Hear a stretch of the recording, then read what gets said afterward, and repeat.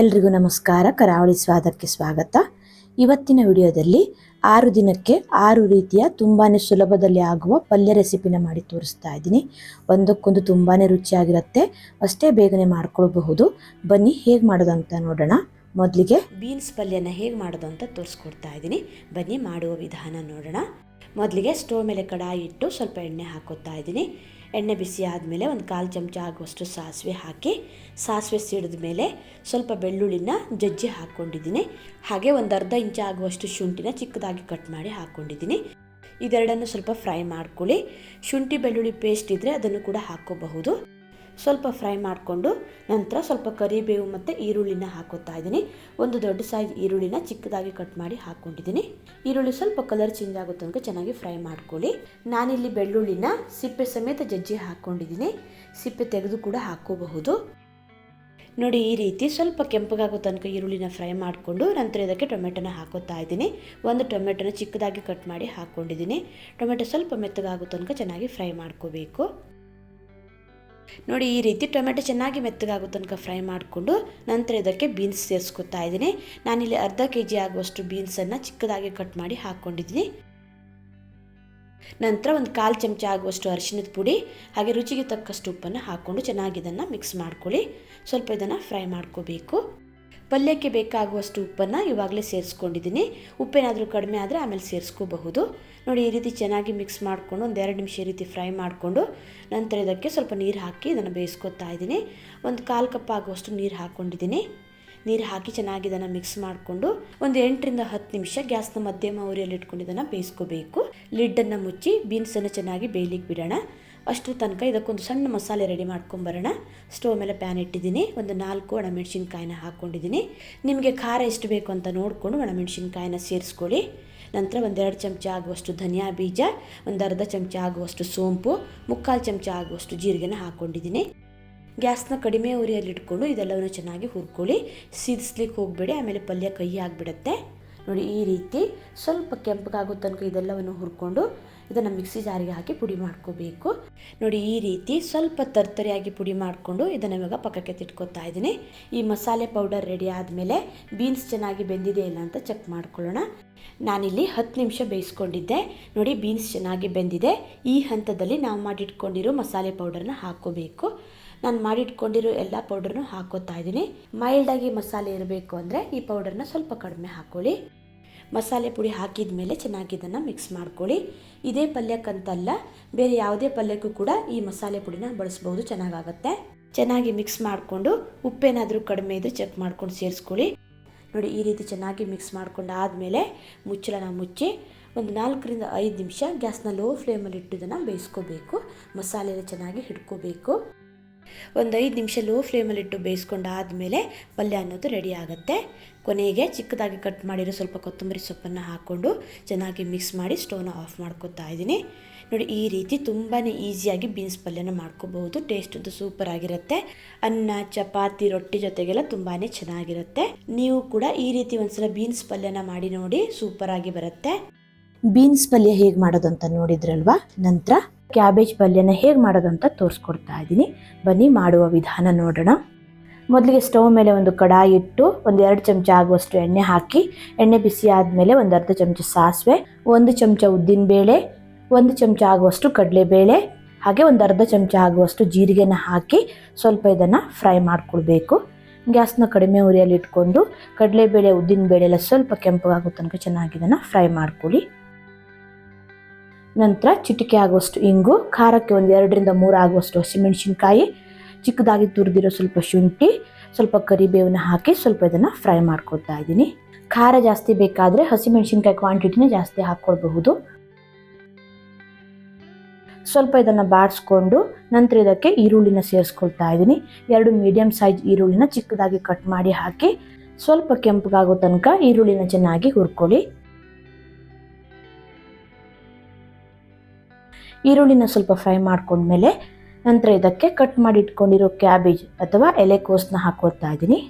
ರುಚಿಗೆ ತಕ್ಕಷ್ಟು ಉಪ್ಪು, ಒಂದು 1/4 ಚಮಚ ಆಗುವಷ್ಟು ಅರಿಶಿನ ಪುಡಿನ ಹಾಕಿ ಮಿಕ್ಸ್ ಮಾಡ್ಕೊಳ್ತಾ ಇದ್ದೀನಿ.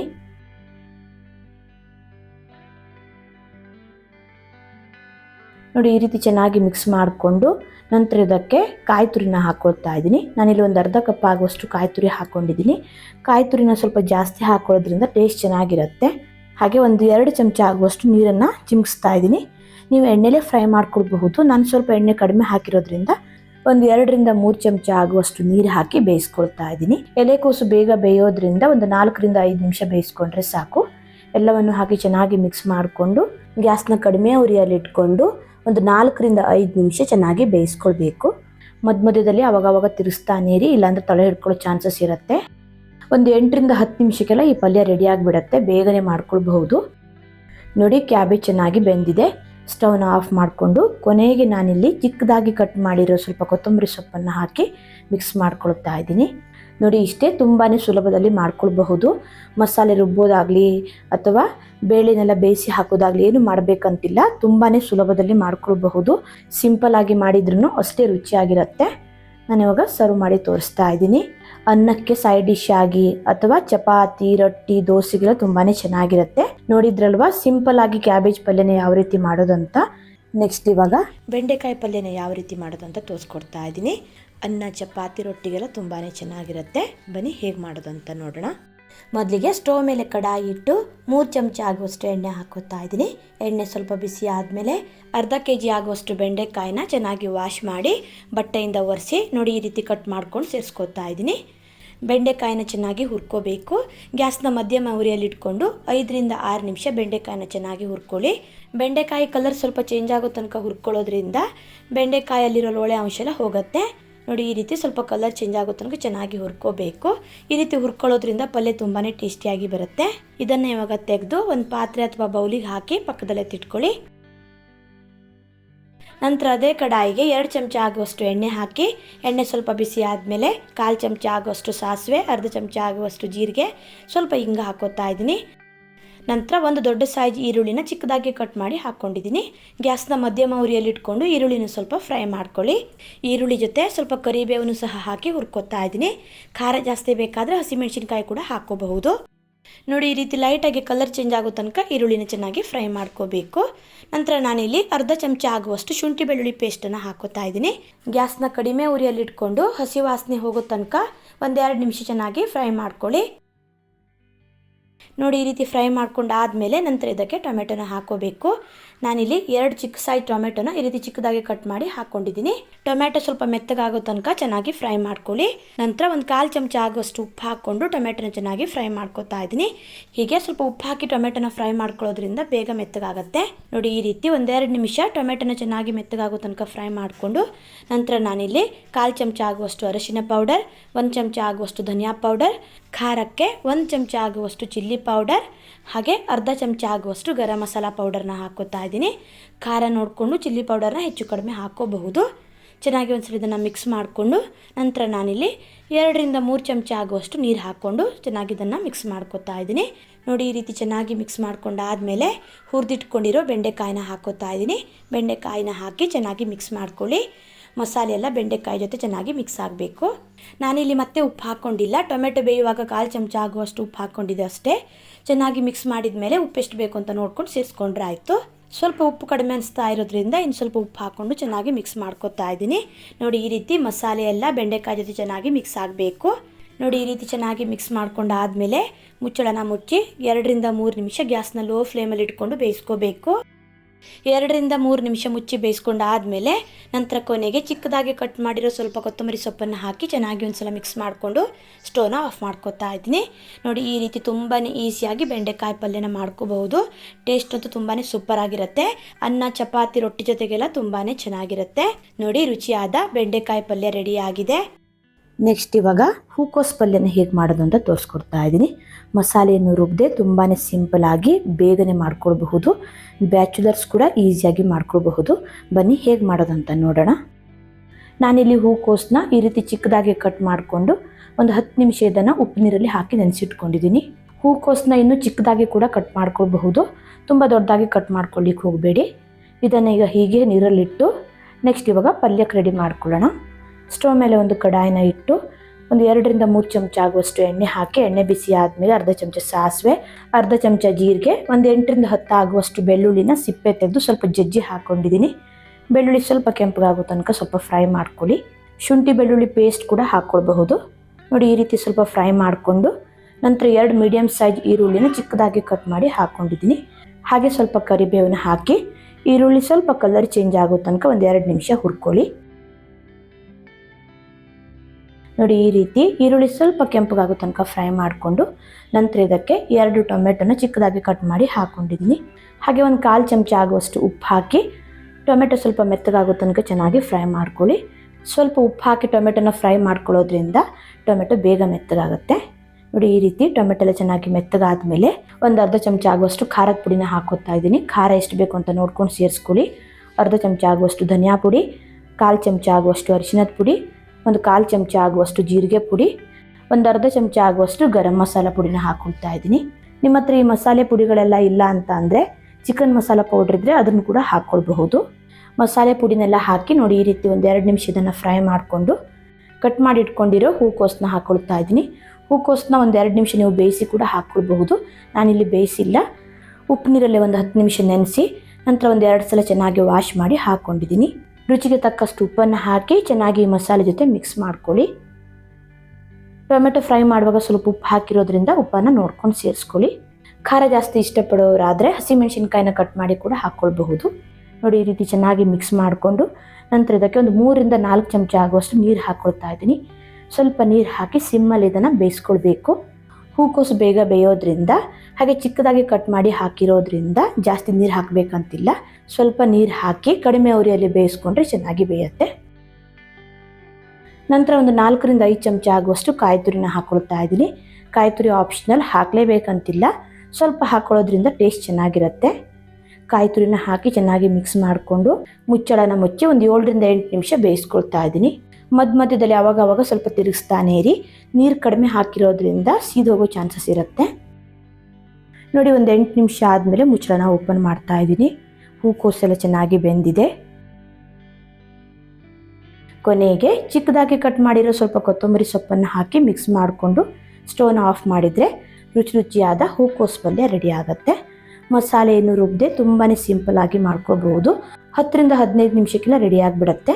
ಬ್ಯಾಚುಲರ್ಸ್ ಕೂಡ ಈಸಿಯಾಗಿ ಮಾಡ್ಕೊಳ್ಬಹುದು. ಚಪಾತಿ, ರೊಟ್ಟಿ, ದೋಸೆಗೆಲ್ಲ ಚೆನ್ನಾಗಿರುತ್ತೆ. ಹಾಗೆ ಅನ್ನಕ್ಕೆ ಸೈಡ್ ಡಿಶ್ ಆಗಿ ಕೂಡ ಸೂಪರ್ ಆಗಿರುತ್ತೆ. ನೋಡಿ ಈ ರೀತಿ ತುಂಬಾ ಸಿಂಪಲ್ ಆಗಿ ನಾವು ಹೂಕೋಸು ಪಲ್ಯನ ಮಾಡ್ಕೊಳ್ಬಹುದು. ರುಚಿ ಅಂತೂ ಸೂಪರ್ ಆಗಿರುತ್ತೆ. ಸಿಂಪಲ್ ಆಗಿ ಯಾವ ರೀತಿ ಹೂಕೋಸು ಪಲ್ಯನ ಮಾಡೋದಂತ ನೋಡಿದ್ರಲ್ವಾ. ನಂತರ ತೊಂಡೆಕಾಯಿ ಪಲ್ಯನ ಮಾಡಿ ತೋರಿಸ್ತಾ ಇದ್ದೀನಿ. ತುಂಬಾ ಸಿಂಪಲ್ ಆಗಿ ಟೇಸ್ಟಿಯಾಗಿ ಕೇವಲ 10-15 ನಿಮಿಷದಲ್ಲಿ ಈ ಪಲ್ಯನ ಮಾಡ್ಕೋಬಹುದು. ಬನ್ನಿ ಹೇಗೆ ಮಾಡೋದು ಅಂತ ನೋಡೋಣ. ಮೊದಲಿಗೆ ತೊಂಡೆಕಾಯಿನ ಬೇಯಿಸ್ಕೊಳ್ಳಿಕ್ಕೆ ಸ್ಟವ್ ಮೇಲೆ ಕುಕ್ಕರ್ ಇಟ್ಟು 2 ಚಮಚ ಆಗುವಷ್ಟು ಎಣ್ಣೆ ಹಾಕೋತಾ ಇದ್ದೀನಿ. ಎಣ್ಣೆ ಸ್ವಲ್ಪ ಬಿಸಿ ಆದಮೇಲೆ 1/2 ಚಮಚ ಆಗುವಷ್ಟು ಸಾಸಿವೆ, ಸ್ವಲ್ಪ ಕರಿಬೇವನ್ನ ಹಾಕಿ ಸಾಸಿವೆ ಸಿಡಿದ ಮೇಲೆ ಈರುಳ್ಳಿನ ಹಾಕೋತಾ ಇದ್ದೀನಿ. ನಾನಿಲ್ಲಿ ಮೀಡಿಯಮ್ ಸೈಜ್ 2 ಈರುಳ್ಳಿನ ಈ ರೀತಿ ಉದ್ದುದ ಕಟ್ ಮಾಡಿ ಹಾಕ್ಕೊಂಡಿದ್ದೀನಿ. ಗ್ಯಾಸ್ನ ಮಧ್ಯಮ ಉರಿಯಲ್ಲಿ ಇಟ್ಕೊಂಡು ಈರುಳ್ಳಿನ ಸ್ವಲ್ಪ ಕೆಂಪಗಾಗೋ ತನಕ ಹುರ್ಕೋಬೇಕು. ನೋಡಿ ಈ ರೀತಿ ಈರುಳ್ಳಿ ಸ್ವಲ್ಪ ಕೆಂಪಗಾದ್ಮೇಲೆ ನಂತರ ಇದಕ್ಕೆ ತೊಂಡೆಕಾಯಿನ ಸೇರಿಸ್ಕೊತಾ ಇದ್ದೀನಿ. ನಾನಿಲ್ಲಿ 1/2 kg ಆಗುವಷ್ಟು ತೊಂಡೆಕಾಯಿನ ಚೆನ್ನಾಗಿ ವಾಶ್ ಮಾಡಿಕೊಂಡು ಈ ರೀತಿ ಉದ್ದುದ ಕಟ್ ಮಾಡಿ ಸೇರಿಸ್ಕೊತಾ ಇದ್ದೀನಿ. ಹಾಗೆ ನಾನಿಲ್ಲಿ 1/4 ಚಮಚ ಆಗುವಷ್ಟು ಅರಶಿನ ಪೌಡರ್, 1/2 ಚಮಚ ಆಗುವಷ್ಟು ಉಪ್ಪು ಹಾಕ್ಕೊಂಡು ಚೆನ್ನಾಗಿ ಇದನ್ನು ಮಿಕ್ಸ್ ಮಾಡ್ಕೊತಾ ಇದ್ದೀನಿ. ಬೇಗ ಆಗಲಿ ಅಂತ ತೊಂಡೆಕಾಯಿನ ಕುಕ್ಕರ್ಗೆ ಹಾಕಿ ಬೇಯಿಸ್ಕೊತಾ ಇದ್ದೀನಿ. ನೀವು ಹಾಗೇನೂ ಕೂಡ ಬೇಯಿಸ್ಕೋಬಹುದು. ನಂತರ 1/4 ಕಪ್ ಆಗುವಷ್ಟು ನೀರು ಹಾಕ್ಕೊಂಡು ತೊಂಡೆಕಾಯಿನ ಬೇಯಿಸ್ಕೋಬೇಕು. ಕುಕ್ಕರ್ ಮುಚ್ಚಳನ ಮುಚ್ಚಿ 1 ವಿಸಿಲ್ ಆಗೋ ತನಕ ಇದನ್ನು ಬೇಯಿಸ್ಕೊತಾ ಇದ್ದೀನಿ. ಜಾಸ್ತಿ ವಿಸಿಲ್ ಹಾಕ್ಕೊಂಡ್ರೆ ತೊಂಡೆಕಾಯಿ ಮೆತ್ತಗಾಗ್ಬಿಡುತ್ತೆ. 1 ವಿಸಿಲ್ ಹಾಕ್ಕೊಂಡ್ರೆ ಸಾಕು. ತೊಂಡೆಕಾಯಿ ಬೇಯುವಷ್ಟರಲ್ಲಿ ಇದಕ್ಕೊಂದು ಮಸಾಲೆನ ರೆಡಿ ಮಾಡ್ಕೊಳ್ಳೋಣ. ಸ್ಟವ್ ಮೇಲೆ ಪ್ಯಾನ್ ಇಟ್ಟು ಖಾರಕ್ಕೆ 4 ಒಣಮೆಣಸಿನ್ಕಾಯಿ, 1/2 ಚಮಚ ಆಗುವಷ್ಟು ಜೀರಿಗೆ, 2 ಚಮಚ ಆಗುವಷ್ಟು ಧನಿಯಾ ಬೀಜ, ಸ್ವಲ್ಪ ಕರಿಬೇವು, 2 ಚಿಕ್ಕ ಪೀಸ್ ಚಕ್ಕೆ, 2 ಲವಂಗನ ಹಾಕೋತಾ ಇದ್ದೀನಿ. ಹಾಗೆ 1 ಚಮಚ ಆಗುವಷ್ಟು ಉದ್ದಿನಬೇಳೆ, 1 ಚಮಚ ಕಡಲೆಬೇಳೆನ ಹಾಕೋತಾ ಇದ್ದೀನಿ. ಗ್ಯಾಸ್ನ ಕಡಿಮೆ ಉರಿಯಲ್ಲಿ ಇಟ್ಕೊಂಡು ಇದನ್ನೆಲ್ಲ ಸ್ವಲ್ಪ ಹುರ್ಕೋಬೇಕು. ನಿಮಗೆ ಖಾರ ಜಾಸ್ತಿ ಬೇಕಾದರೆ ಒಣಮೆಣಸಿನ್ಕಾಯಿ ಕ್ವಾಂಟಿಟಿನ ಜಾಸ್ತಿ ಹಾಕ್ಕೋಬಹುದು. ನೋಡಿ ಈ ರೀತಿ ಸ್ವಲ್ಪ ಕೆಂಪಗಾಗೋ ತನಕ ಹುರ್ಕೊಂಡು ಸ್ಟವ್ನ ಆಫ್ ಮಾಡಿಕೊಂಡು ಮಿಕ್ಸಿ ಜಾರಿಗೆ ಹಾಕೋತಾ ಇದ್ದೀನಿ. ನಂತರ ಇದನ್ನು ಪುಡಿ ಮಾಡ್ಕೋಬೇಕು. ತುಂಬ ನುಣ್ಣಗೂ ಅಲ್ಲ, ಜಾಸ್ತಿ ತರ್ತರಿನೂ ಅಲ್ಲ. ನೋಡಿ ಈ ರೀತಿ ಸ್ವಲ್ಪ ತರ್ತರಿಯಾಗಿ ಪುಡಿ ಮಾಡಿಕೊಂಡ್ರೆ ಸಾಕು. ಇದನ್ನು ಇವಾಗ ಪಕ್ಕಕ್ಕಿಟ್ಟು ತೊಂಡೆಕಾಯಿ ಬೆಂದಿದೆ ಇಲ್ಲ ಅಂತ ಚೆಕ್ ಮಾಡ್ಕೊಳ್ಳೋಣ. ನೋಡಿ ಕುಕ್ಕರ್ ವಿಸಿಲ್ ಆಗಿ ಪ್ರೆಷರ್ ಎಲ್ಲ ಹೋದ್ಮೇಲೆ ಓಪನ್ ಮಾಡ್ತಾ ಇದ್ದೀನಿ. ನೋಡಿ ತೊಂಡೆಕಾಯಿ ಸರಿಯಾಗಿ ಬೆಂದಿದೆ, ತುಂಬ ಮೆತ್ತಗೇನಾಗಿಲ್ಲ. ನಂತರ ಇದನ್ನು ಸ್ಟವ್ ಮೇಲೆ ಇಟ್ಟು ನಾವು ರೆಡಿ ಮಾಡಿ ಇಟ್ಕೊಂಡಿರೋ ಮಸಾಲೆ ಪೌಡರ್ನ ಹಾಕ್ಕೋಬೇಕು. ಮಸಾಲೆ ಪೌಡರ್ ಹಾಕಿ ಚೆನ್ನಾಗಿ ಇದನ್ನು ಮಿಕ್ಸ್ ಮಾಡ್ಕೊಳ್ಳಿ. ಮತ್ತೆ ಇದಕ್ಕೆ ನೀರೇನು ಹಾಕೋದು ಬೇಡ. ತೊಂಡೆಕಾಯಿ ಬೇಯಿಸ್ಕೊಳ್ಳುವಾಗ ಸ್ವಲ್ಪ ನೀರು ಹಾಕ್ಕೊಂಡಿದ್ವಲ್ಲ, ಅದೇ ನೀರೇ ಇದೆ. ನಂತರ ಸ್ವಲ್ಪ ಸಪ್ಪೆ ಅನಿಸ್ತಾ ಇರೋದ್ರಿಂದ ಮತ್ತೆ ಸ್ವಲ್ಪ ಉಪ್ಪು ಹಾಕೋತಾ ಇದ್ದೀನಿ. ಆಲ್ರೆಡಿ ತೊಂಡೆಕಾಯಿ ಬೇಯುವಾಗ ಸ್ವಲ್ಪ ಉಪ್ಪು ಹಾಕಿರೋದ್ರಿಂದ ಉಪ್ಪನ್ನು ನೋಡ್ಕೊಂಡು ಸೇರಿಸ್ಕೊಳ್ಳಿ. ಹಾಗೆ ಸ್ವಲ್ಪ ಕಾಯಿ ತುರಿನೂ ಕೂಡ ಹಾಕ್ಕೊಂಡಿದ್ದೀನಿ. ಒಂದು 1/4 ಕಪ್ ಆಗುವಷ್ಟು ಕಾಯಿ ತುರಿ ಹಾಕ್ಕೊಂಡಿದ್ದೀನಿ. ಸ್ವಲ್ಪ ಜಾಸ್ತಿ ಕೂಡ ಹಾಕ್ಕೋಬಹುದು. ಕಾಯಿ ತುರಿ ಹಾಕಿ ಚೆನ್ನಾಗಿ ಒಂದ್ಸಲ ಮಿಕ್ಸ್ ಮಾಡಿಕೊಂಡು ನಂತರ ಸ್ವಲ್ಪ ಹುಣಸೆ ರಸನ ಹಾಕ್ಕೊಂಡಿದ್ದೀನಿ. ಹುಣಸೆ ರಸ ಇದು ಆಪ್ಷನಲ್, ಬೇಕಿದ್ರಷ್ಟೇ ಹಾಕ್ಕೊಳ್ಳಿ. ಕೆಲವರಿಗೆ ಹುಣಸೆ ರಸ ಹಾಕಿದ್ರೆ ಇಷ್ಟ ಆಗಲ್ಲ, ಅಂಥವ್ರು ಸ್ಕಿಪ್ ಮಾಡ್ಕೋಬಹುದು. ಎಲ್ಲವನ್ನು ಹಾಕಿ ಚೆನ್ನಾಗಿ ಮಿಕ್ಸ್ ಮಾಡ್ಕೊಂಡು ಆದಮೇಲೆ 3 ರಿಂದ 4 ನಿಮಿಷ ಇದನ್ನು ಸ್ವಲ್ಪ ಡ್ರೈ ಆಗೋ ತನಕ ಬೇಯಿಸ್ಕೊಳ್ಳಿ. ಗ್ರೇವಿ ಥರ ಬೇಕಿದ್ದರೆ ಸ್ವಲ್ಪ ಗ್ರೇವಿ ಥರ ಕೂಡ ಮಾಡ್ಕೋಬಹುದು. ನಾನಿಲ್ಲಿ ಸ್ವಲ್ಪ ಡ್ರೈ ಮಾಡ್ತಾ ಇರೋದ್ರಿಂದ ನೀರಿನ ಅಂಶ ಸ್ವಲ್ಪ ಕಡಿಮೆ ಆಗೋ ತನಕ ಇದನ್ನು ಬೇಯಿಸ್ಕೊಂಡಿದ್ದೀನಿ. ನೋಡಿ, ಈ ರೀತಿ ಸ್ವಲ್ಪ ಡ್ರೈ ಆದಮೇಲೆ ಕೊನೆಗೆ ಚಿಕ್ಕದಾಗಿ ಕಟ್ ಮಾಡಿರೋ ಸ್ವಲ್ಪ ಕೊತ್ತಂಬರಿ ಸೊಪ್ಪನ್ನು ಹಾಕ್ಕೊಂಡು ಚೆನ್ನಾಗಿ ಒಂದ್ಸಲ ಮಿಕ್ಸ್ ಮಾಡಿಕೊಂಡು ಸ್ಟವ್ನ ಆಫ್ ಮಾಡ್ಕೊತಾ ಇದ್ದೀನಿ. ನೋಡಿ, ಈ ರೀತಿ ತುಂಬಾ ಈಸಿಯಾಗಿ ಟೇಸ್ಟಿಯಾಗಿ ತೊಂಡೆಕಾಯಿ ಪಲ್ಯನ 10 ರಿಂದ 15 ನಿಮಿಷದಲ್ಲಿ ಮಾಡ್ಕೋಬಹುದು. ಅನ್ನಕ್ಕಷ್ಟೇ ಅಲ್ಲದೆ ಚಪಾತಿ, ರೊಟ್ಟಿ, ದೋಸೆಗೆಲ್ಲ ಸೂಪರ್ ಆಗಿರುತ್ತೆ. ನೋಡಿ, ರುಚಿಯಾದ ತೊಂಡೆಕಾಯಿ ಪಲ್ಯ ರೆಡಿಯಾಗಿದೆ. ನಂತರ ಕೊನೆಯದಾಗಿ ಒಂಚೂರು ಕಹಿ ಇಲ್ಲದೆ ಈರುಳ್ಳಿ, ಟೊಮೆಟೊ, ಶುಂಠಿ, ಬೆಳ್ಳುಳ್ಳಿ ಏನು ಹಾಕದೆ ತುಂಬಾ ಸಿಂಪಲ್ ಆಗಿ ಯಾವ ರೀತಿ ಹಾಗಲಕಾಯಿ ಪಲ್ಯನ ಮಾಡೋದಂತ ತೋರಿಸ್ಕೊಡ್ತಾ ಇದ್ದೀನಿ. ಹಾಗಲಕಾಯಿ ತಿಂದೇ ಇರೋರು ಕೂಡ ಈ ಪಲ್ಯನ ಇಷ್ಟಪಟ್ಟು ತಿಂತಾರೆ, ಅಷ್ಟು ಚೆನ್ನಾಗಿರುತ್ತೆ. ಬನ್ನಿ ಹೇಗೆ ಮಾಡೋದಂತ ನೋಡೋಣ. ಮೊದಲಿಗೆ ಮಸಾಲೆ ರುಬ್ಕೊಳ್ಳಿಕ್ಕೆ ಸ್ಟವ್ ಮೇಲೆ ಒಂದು ಪ್ಯಾನ್ ಇಟ್ಟು 2 ಚಮಚ ಆಗುವಷ್ಟು ಧನಿಯಾ ಬೀಜ, ಅರ್ಧ ಚಮಚ ಸೋಂಪು, 1 ಚಮಚ ಜೀರಿಗೆ, ಹಾಗೆ ಒಂದು 1/4 ಚಮಚ ಆಗುವಷ್ಟು ಸಾಸಿವೆನ ಹಾಕೋತಾ ಇದ್ದೀನಿ. ಗ್ಯಾಸ್ನ ಕಡಿಮೆ ಉರಿಯಲ್ಲಿ ಇಟ್ಕೊಂಡು ಇದೆಲ್ಲವನ್ನು ಸ್ವಲ್ಪ ಕೆಂಪಗಾಗೋ ತನಕ ಚೆನ್ನಾಗಿ ಹುರ್ಕೊಳ್ಳಿ.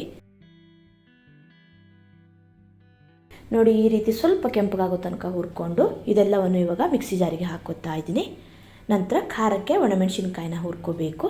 ನಾನಿಲ್ಲಿ 6 ಬ್ಯಾಡಗಿ ಮೆಣಸಿನ್ಕಾಯಿನ ಹಾಕ್ಕೊಂಡಿದ್ದೀನಿ. ನಿಮಗೆ ಎಷ್ಟು ಖಾರ ಬೇಕು ಅಂತ ನೋಡಿಕೊಂಡು ಒಣಮೆಣಸಿನ್ಕಾಯಿನ ಸೇರಿಸ್ಕೊಳ್ಳಿ. ಒಂದು ಅರ್ಧ ಚಮಚ ಆಗುವಷ್ಟು ಎಣ್ಣೆ ಹಾಕಿ ಒಣಮೆಣಸನ್ನು ಚೆನ್ನಾಗಿ ಹುರ್ಕೊಳ್ತಾ ಇದ್ದೀನಿ. ನೋಡಿ, ಈ ರೀತಿ ಹುರ್ಕೊಂಡು ಒಣಮೆಣಸಿನ್ಕಾಯಿನೂ ಕೂಡ ಅದೇ ಮಿಕ್ಸಿ ಜಾರಿಗೆ ಹಾಕೋತಾ ಇದ್ದೀನಿ. ನಂತರ ಇದೆಲ್ಲವನ್ನು ನೋಡಿ ಈ ರೀತಿ ಸ್ವಲ್ಪ ತರ್ತರಿಯಾಗಿ ಪುಡಿ ಮಾಡ್ಕೋಬೇಕು. ಇದನ್ನು ಇವಾಗ ಪಕ್ಕಕ್ಕಿಟ್ಟು ನೆಕ್ಸ್ಟ್ ಇವಾಗ ಪಲ್ಯ ಹೇಗೆ ಮಾಡೋದು ಅಂತ ನೋಡೋಣ. ಸ್ಟವ್ ಮೇಲೆ ಒಂದು ಕಡಾಯಿ ಇಟ್ಟು ಒಂದು 3 ಚಮಚ ಆಗುವಷ್ಟು ಎಣ್ಣೆ ಹಾಕೋತಾ ಇದ್ದೀನಿ. ಆದಷ್ಟು ಸ್ವಲ್ಪ ದಪ್ಪ ತಳದ ಕಡಾಯಿನೇ ಬಳಸಿ. ಎಣ್ಣೆ ಬಿಸಿ ಆದಮೇಲೆ ಒಂದು ಅರ್ಧ ಚಮಚ ಸಾಸಿವೆ, ಸ್ವಲ್ಪ ಕರಿಬೇವು, ಹಾಗೆ ಚಿಕ್ಕದಾಗಿ ಕಟ್ ಮಾಡಿರೋ ಹಾಗಲಕಾಯಿನ ಹಾಕೋತಾ ಇದ್ದೀನಿ. ನಾನಿಲ್ಲಿ 3/4 kg ಆಗುವಷ್ಟು ಹಾಗಲಕಾಯಿನ ತೊಗೊಂಡಿದ್ದೀನಿ. ಹಾಗಲಕಾಯಿ ಬೀಜನೆಲ್ಲ ತೆಗೆದು ನೋಡಿ ಈ ರೀತಿ ಚಿಕ್ಕದಾಗಿ ಕಟ್ ಮಾಡಿ ಹಾಕೋಬೇಕು, ಚೆನ್ನಾಗಾಗತ್ತೆ. ನಂತರ ಗ್ಯಾಸ್ನ ಮಧ್ಯಮ ಉರಿಯಲ್ಲಿ ಇಟ್ಕೊಂಡು ಹಾಗಲಕಾಯಿನ ಚೆನ್ನಾಗಿ ಫ್ರೈ ಮಾಡ್ಕೋಬೇಕು. 8 ರಿಂದ 10 ನಿಮಿಷ ಆದರೂ ನೋಡಿ ಈ ರೀತಿ ಕೈ ಆಡಿಸ್ತಾನೆ ಚೆನ್ನಾಗಿ ಫ್ರೈ ಮಾಡ್ಕೋಬೇಕು. ಹಾಗಲಕಾಯಿ ಚೆನ್ನಾಗಿ ಫ್ರೈ ಮಾಡ್ಕೊಳ್ಳೋದ್ರಿಂದ ಕಹಿ ಅಂಶ ಎಲ್ಲ ಹೋಗುತ್ತೆ. ಹಾಗೆ ಪಲ್ಯನ ತುಂಬ ದಿನ ಸ್ಟೋರ್ ಮಾಡಿ ಕೂಡ ಇಡಬಹುದು. ನೋಡಿ, ಈ ರೀತಿ ಹಾಗಲಕಾಯಿನ ಚೆನ್ನಾಗಿ ಫ್ರೈ ಮಾಡ್ಕೋಬೇಕು. ನಂತರ ಇದಕ್ಕೆ ನಾನಿಲ್ಲಿ ಸ್ವಲ್ಪ ಹುಣಸೆ ರಸನ ಹಾಕೋತಾ ಇದ್ದೀನಿ. ನಿಂಬೆಹಣ್ಣು ಗಾತ್ರದಷ್ಟು ಹುಣಸೆ ಹುಳಿನ ನೀರಲ್ಲಿ ಚೆನ್ನಾಗಿ ನೆನೆಸಿ ರಸನ ಹಿಂಡಿ ಹಾಕಿದ್ದೀನಿ. ಹಾಗೆ ಒಂದು 2 ರಿಂದ 3 ಚಮಚ ಆಗುವಷ್ಟು ಬೆಲ್ಲನೂ ಸಹ ಹಾಕೋತಾ ಇದ್ದೀನಿ. ಬೆಲ್ಲ ಬೇಡ ಅನ್ನೋರು ಸ್ಕಿಪ್ ಮಾಡ್ಕೋಬಹುದು. ಜೊತೆಗೆ ಒಂದು ಅರ್ಧ ಕಪ್ ಆಗುವಷ್ಟು ಕಾಯಿ ತುರಿ, ಹಾಗೆ ಒಂದು 1/4 ಚಮಚ ಆಗುವಷ್ಟು ಅರಿಶಿನ ಪುಡಿ ಹಾಕಿ ಚೆನ್ನಾಗಿ ಇದನ್ನು ಮಿಕ್ಸ್ ಮಾಡ್ಕೊಳ್ಳಿ. ಹುಳಿ ಮತ್ತು ಬೆಲ್ಲನ ನಿಮ್ಮ ಟೇಸ್ಟಿಗೆ ತಕ್ಕ ಹಾಗೆ ನೀವು ಹೆಚ್ಚು ಕಡಿಮೆ ಹಾಕ್ಕೋಬಹುದು. ಜೊತೆಗೆ ನಾನಿಲ್ಲಿ ರುಚಿಗೆ ತಕ್ಕಷ್ಟು ಉಪ್ಪು ಹಾಕಿ ಚೆನ್ನಾಗಿ ಇದನ್ನು ಮಿಕ್ಸ್ ಮಾಡಿಕೊಂಡು ಒಂದು 2 ನಿಮಿಷ ಈ ರೀತಿ ಫ್ರೈ ಮಾಡ್ಕೊತಾ ಇದ್ದೀನಿ. ಬೆಲ್ಲ ಚೆನ್ನಾಗಿ ಕರಗಿ ಹುಳಿ ಮತ್ತು ಬೆಲ್ಲ ಎಲ್ಲ ಹಾಗಲಕಾಯಿಗೆ ಚೆನ್ನಾಗಿ ಹಿಡ್ಕೋಬೇಕು. ಈ ರೀತಿ ಹಾಗಲಕಾಯಿನ ಚೆನ್ನಾಗಿ ಫ್ರೈ ಮಾಡಿಕೊಂಡು ನಂತರ ಇದಕ್ಕೆ ಕಾಯಿ, ಬೆಲ್ಲ ಮತ್ತು ಹುಣಸೆ ರಸ ಹಾಕೋದ್ರಿಂದ ಹಾಗಲಕಾಯಿ ಪಲ್ಯ ಕಹಿ ಆಗಲ್ಲ, ಚಿಕ್ಕ ಮಕ್ಕಳು ಕೊಟ್ಟರು ತಿಂತಾರೆ, ಅಷ್ಟು ಚೆನ್ನಾಗಿರುತ್ತೆ. ನೋಡಿ, ಈ ರೀತಿ ಒಂದು 2 ನಿಮಿಷ ಫ್ರೈ ಮಾಡ್ಕೊಂಡಾದಮೇಲೆ ನಂತರ ಇದಕ್ಕೆ ನಾವು ರೆಡಿ ಮಾಡಿ ಇಟ್ಕೊಂಡಿರೋ ಮಸಾಲೆ ಪೌಡರ್ನ ಹಾಕ್ಕೋಬೇಕು. ನಂತರ ಇದನ್ನು ಚೆನ್ನಾಗಿ ಮಿಕ್ಸ್ ಮಾಡಿಕೊಂಡು ಗ್ಯಾಸ್ನ ಸಿಮ್ಮಲ್ಲಿ ಇಟ್ಕೊಂಡು ಸ್ವಲ್ಪ ಇದು ಡ್ರೈ ಆಗೋ ತನಕ ಒಂದು 4 ರಿಂದ 5 ನಿಮಿಷ ಇದೇ ರೀತಿ ತಿರುಗಿಸ್ತಾನೆ ಬೇಯಿಸ್ಕೋಬೇಕು. ನೀರೇನು ಹಾಕ್ಕೊಳ್ಳಿಕ್ಕೆ ಹೋಗಬೇಡಿ. ಉಳಿದ ತರಕಾರಿ ಪಲ್ಯಕ್ಕಿಂತ ಈ ಹಾಗಲಕಾಯಿ ಪಲ್ಯ ಮಾಡಲಿಕ್ಕೆ ಸ್ವಲ್ಪ ಜಾಸ್ತಿ ಟೈಮ್ ತಗೊಳುತ್ತೆ. ಆದರೆ ಈ ಪಲ್ಯನ ತುಂಬ ದಿನ ಸ್ಟೋರ್ ಮಾಡಿಡಬಹುದು, ಬೇಗ ಹಾಳಾಗಲ್ಲ. ನೀವು ಫ್ರಿಜ್ಜಲ್ಲಿ 1 ತಿಂಗಳು ಇಟ್ಟರು ಇದು ಕೆಡಲ್ಲ, ತುಂಬಾ ಚೆನ್ನಾಗಿರುತ್ತೆ. ಹಾಗೆ ಈ ಪಲ್ಯ ಟೇಸ್ಟು ಅಷ್ಟೇ ಸೂಪರ್ ಆಗಿರುತ್ತೆ. ನೋಡಿ, ಪಲ್ಯ ಈ ರೀತಿ ಡ್ರೈ ಆಗಿ ಉದುರು ಆಗಬೇಕು, ಆವಾಗಲೇ ಚೆನ್ನಾಗಾಗೋದು. ಕೊನೆಗೆ ನಾನಿಲ್ಲಿ ಚಿಕ್ಕದಾಗಿ ಕಟ್ ಮಾಡಿರೋ ಸ್ವಲ್ಪ ಕೊತ್ತಂಬರಿ ಸೊಪ್ಪನ್ನು ಹಾಕ್ಕೊಂಡು ಸ್ಟವ್ನ ಆಫ್ ಮಾಡ್ಕೊತಾ ಇದ್ದೀನಿ. ನೋಡಿ, ಪಲ್ಯ ಎಷ್ಟು ಚೆನ್ನಾಗಿ ಬಂದಿದೆ ಅಂತ. ಹುಳಿ, ಸಿಹಿ, ಖಾರ ಇವು 3 ಸರಿಯಾಗಿ ಬಿದ್ರೇ ಈ ಪಲ್ಯ ಸೂಪರ್ ಆಗಿ ಬರುತ್ತೆ. ಈರುಳ್ಳಿ, ಟೊಮೆಟೊ, ಶುಂಠಿ, ಬೆಳ್ಳುಳ್ಳಿ ಏನು ಹಾಕಬೇಕಂತಿಲ್ಲ, ತುಂಬಾ ಸುಲಭದಲ್ಲಿ ಮಾಡ್ಕೋಬಹುದು. ನೋಡಿ, ರುಚಿಯಾದ ಹಾಗಲಕಾಯಿ ಪಲ್ಯ ರೆಡಿ ಆಗಿದೆ. ಹುಳಿ, ಸಿಹಿ, ಖಾರ ಹಾಗೆ ಕಹಿ ಈ 4 ಅಂಶ ಕೂಡ ನಮಗೆ ಈ ಪಲ್ಯದಲ್ಲಿ ಸಿಗುತ್ತೆ. ಯಾರಿಗೆಲ್ಲ ಹಾಗಲಕಾಯಿ ಇಷ್ಟ ಇಲ್ಲ ನೋಡಿ, ಈ ರೀತಿ ಮಾಡಿ ನೋಡಿ, ಮತ್ತೆ ಮತ್ತೆ ಮಾಡಿ ತಿಂತೀರ, ಅಷ್ಟು ಚೆನ್ನಾಗಿರುತ್ತೆ. ಇವತ್ತಿನ ವಿಡಿಯೋ ಇಷ್ಟ ಆದರೆ ಲೈಕ್, ಶೇರ್, ಕಮೆಂಟ್ ಮಾಡೋದನ್ನು ಮರಿಬೇಡಿ. ಮತ್ತೆ ಸಿಗ್ತೀನಿ ಹೊಸ ವಿಡಿಯೋ ಒಂದಿಗೆ. ಧನ್ಯವಾದಗಳು.